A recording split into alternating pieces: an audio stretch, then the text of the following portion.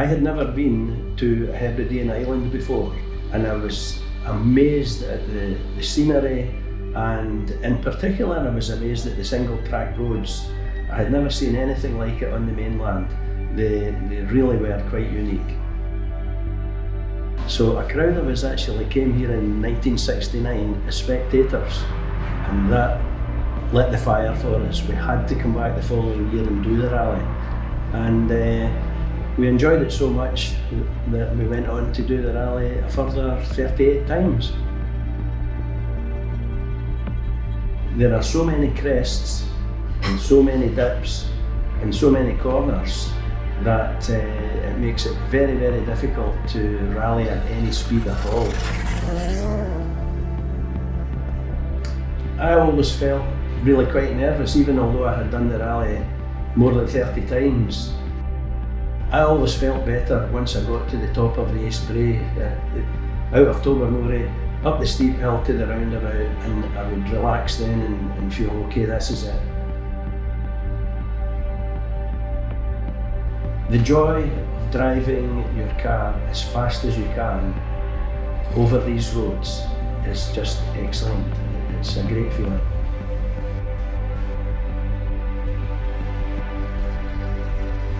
To set a decent time on any of the stages on Mull, you need to be very, very fast at the very fast bits. And that's the only way you'll do a good stage time, is if you're absolutely flat when it's possible to be absolutely flat.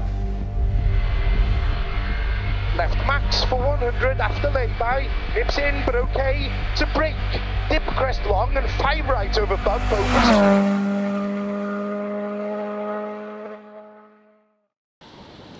The Mull Rally would provide the BRC with one of its toughest challenges of the season. 148 competitive miles lay ahead of the contenders, mostly in darkness. Leading the BRC crews away into the rain-soaked opening stages would be Matt Edwards, but it would be a dramatic start for the 2-times British champion. Left tight is too late, don't. Opens flat 5 long for 100. What happened there? Jesus.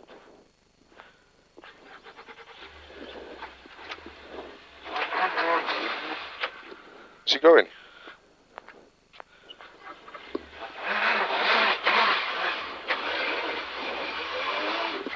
Despite the damage, Edwards fixed his Volkswagen Polo at the side of the stage and would rejoin with 13 minutes lost.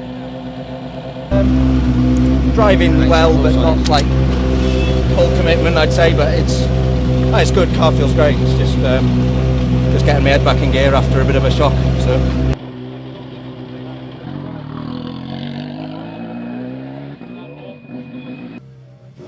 Leading the BRC title chase heading to the island, Ocean Price would be doing all he could to maintain his slender gap in the standings.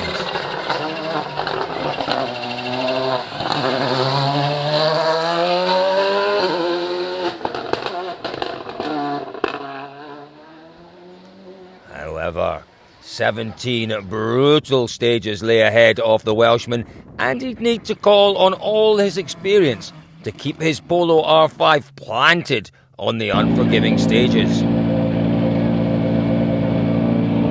Yeah, we've enjoyed it a bit more now. Still trying to use our heads. We're not taking any of the big dips and everything flat out. We don't need to, so we're still sort of enjoying ourselves. We're trying to experiment and learn a bit more about the car, because it'll always come in handy in the future. So we're just using our position wisely and doing what we need to do.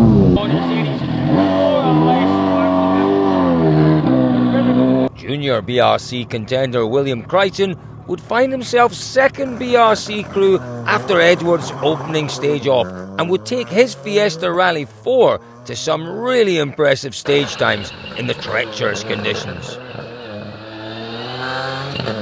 However, clutch issues would be cause for concern on the opening leg. A push.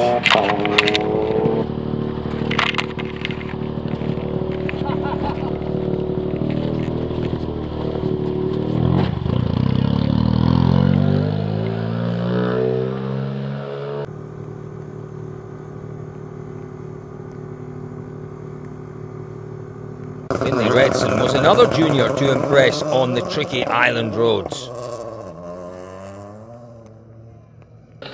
Battling with brake issues, Beatson will be chasing Crichton down overnight, sitting third after the 5th test, albeit 5 minutes down from the leader Price.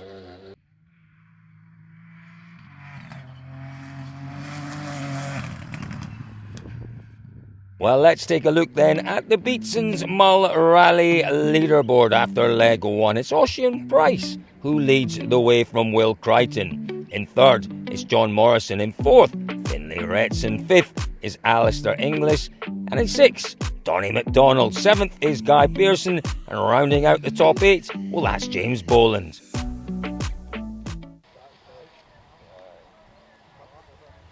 Price would start the second leg with a healthy 12-minute margin to teammate Edwards. Despite the benefit of daylight, conditions remain typically brutal throughout the second leg.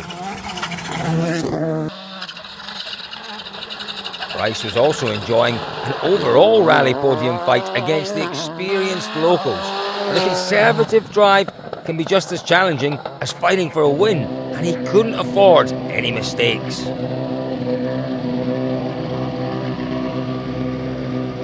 Things obviously changing around in the front. You're up to second, making some changes to the car. Well, lots of changes. Are they working for you? Second place. That's, John's off and Paul stopped to the stage there. well, the fencing approach is paying off big for you. That's big.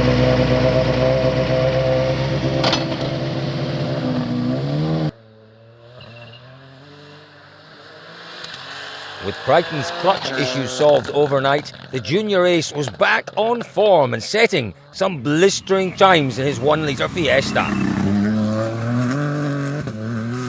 Putting many more powerful cars to shame, Crichton was still second overall in the BRC and leading the junior fight with over 1.5 minutes in hand as the daylight drew to a close. Yeah, it's getting dirtier the more cars that go through it, so yeah, it's definitely getting trickier, but yeah, clean run for us and glad to finish the second leg. Orford's finest, Finlay Beatson, was comfortably in second place in the junior BRC, but he would be hunted down for vital BRC championship points by Matt Edwards. Right to the 60, tightens 5 in over crest at posts. Continues to crest jump. Left max for 100 and nips late to slow crest down to the 2 rights late in over the crest jump. Go 3 left minus long to right. Small brow 5 right. Blistering daylight drive from Edwards saw him close the gap to second BRC crew to just 3 minutes as the event entered its final overnight leg, making up a staggering 10 minutes since his opening stage off.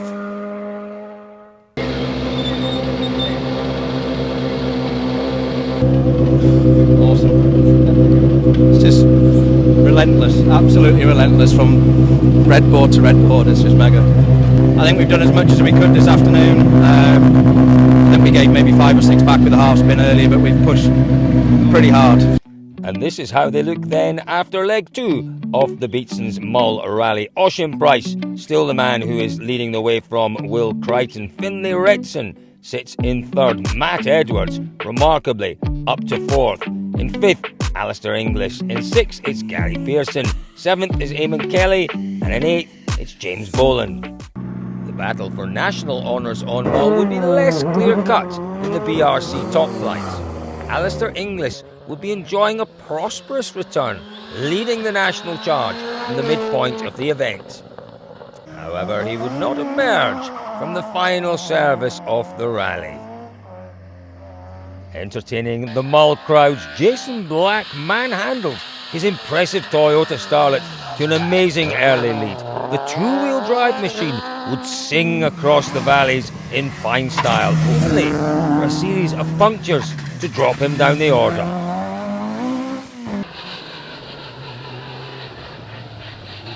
Gary Pearson swapped his Skoda Fabia for a Mitsubishi Evo on Mull, but would suffer brake issues on the longer tests.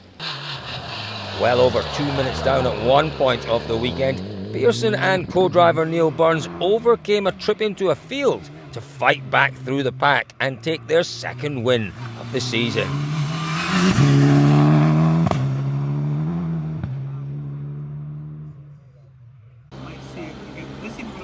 As the rally entered its final leg of the weekend, darkness once again descended over Mull. 4 gruelling stages lay between Price and his first BRC win since 2013.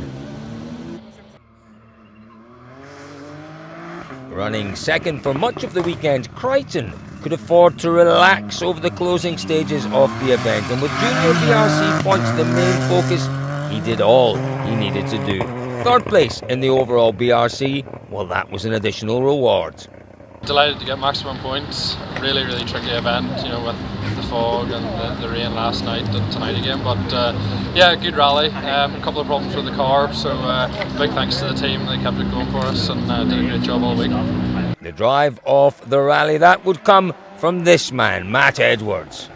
Recovering from an uncharacteristic off on Friday night, Edwards and co-driver Darren Garrod stormed through the remaining stages from almost last place overall to second BRC crew home. Yeah, I mean it's almost more special to have done what we've done than to have had the pace like this all the way through. I think I really had to dig deep, you know, on the first night, and to have driven how I felt I drove today, all day, you know, with that sort of thing on the line was, you know, it was pretty special. Keeping an R5 on the Mull roads is no easy feat, but Ocean Price and Noel O'Sullivan did everything that was asked of them over the weekend to take Price's first BRC win in 8 years and O'Sullivan's maiden victory, strengthening their BRC title hopes in the process. My heart's still somewhere in that last stage and my brain's somewhere else in the rally, you know, but yeah, it's we came here with a job to do and we've made the most of the point situation. Full joker points as well, makes it very interesting for the championship, but you know, like I was saying, the work really starts now for Cambrian and Ulster, so yeah, let's hope we can keep this winning streak up. So the overall classifications at the end of a thrilling Beatson's Mull rally. Ocean Price takes his first win in the championship for 8 years.